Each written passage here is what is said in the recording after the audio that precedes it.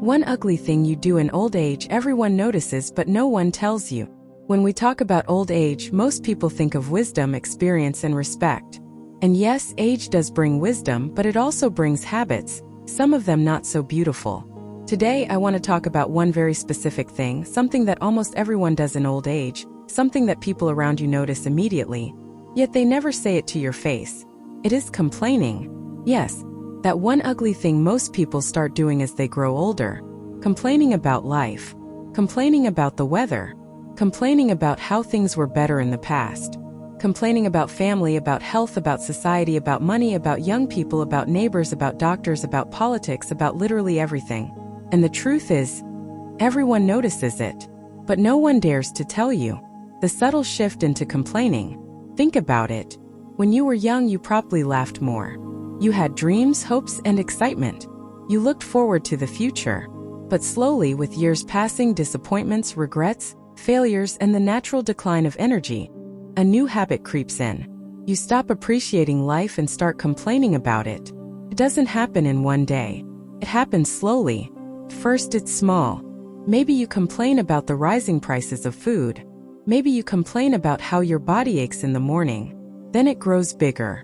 Soon you are complaining about how your children don't visit enough, how society has changed, how nobody respects elders anymore, how your friends are all leaving this world, and how young people waste their lives on phones. What you don't see is that every time you complain, the people around you notice it, and they begin to distance themselves. The hidden cost of complaining in old age. Nobody will say it to your face. Your children will not say, "Mom, Dad, you complain too much." Your grandchildren will not say, "Grandpa, Grandma, please stop being so negative."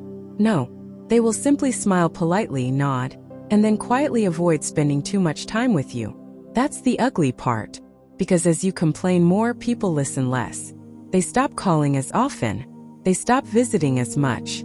And without realizing it, you push away the very people you wish were closer. You see, complaining doesn't only affect your mood, it affects your relationships. People naturally want to be around those who uplift them, who bring joy, who spread positivity. If you become the person who constantly complains, you slowly become someone people avoid. Why do we complain in old age? Now let's ask, why does this happen?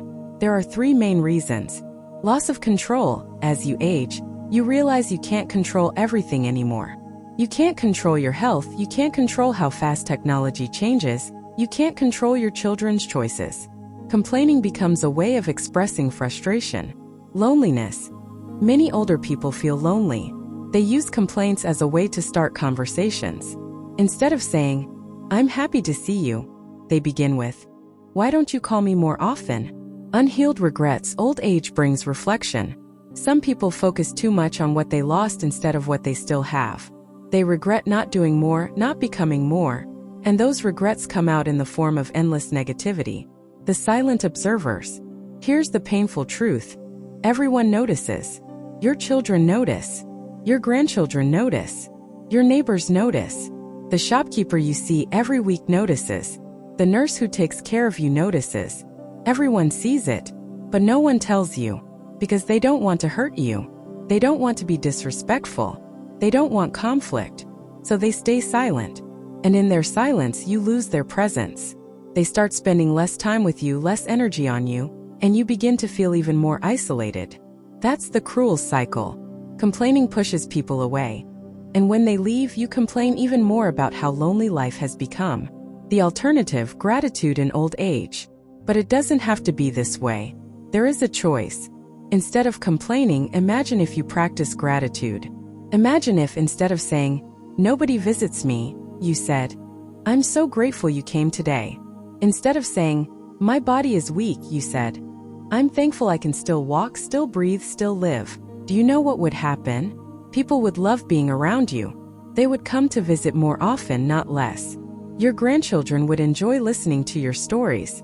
Your children would feel inspired by your strength. Even strangers would feel warmth in your presence.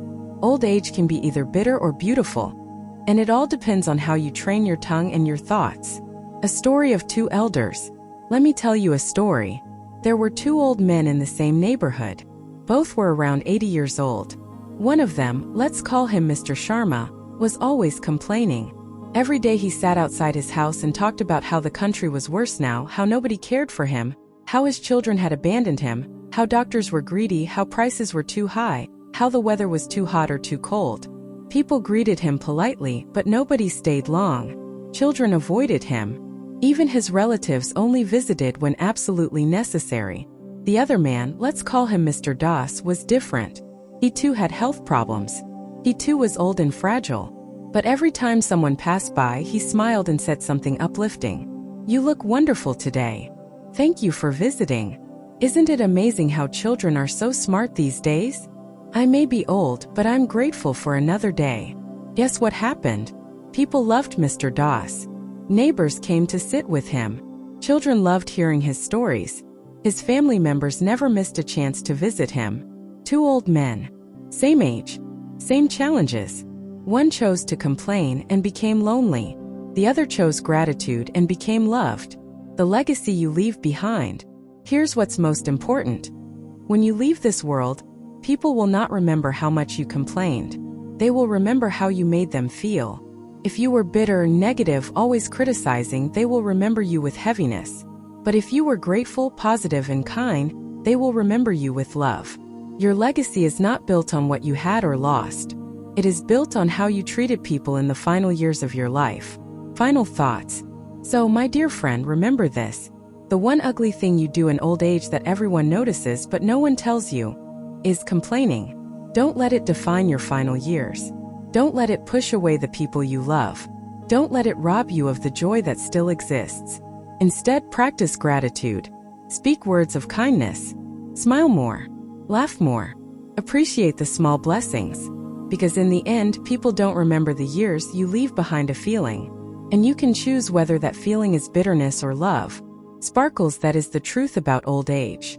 Everyone notices when you complain, but everyone also notices when you shine with gratitude. Choose wisely. Hit that subscribe button and join us on a journey through the timeless wisdom of the older generation. Don't miss a single life-changing lesson.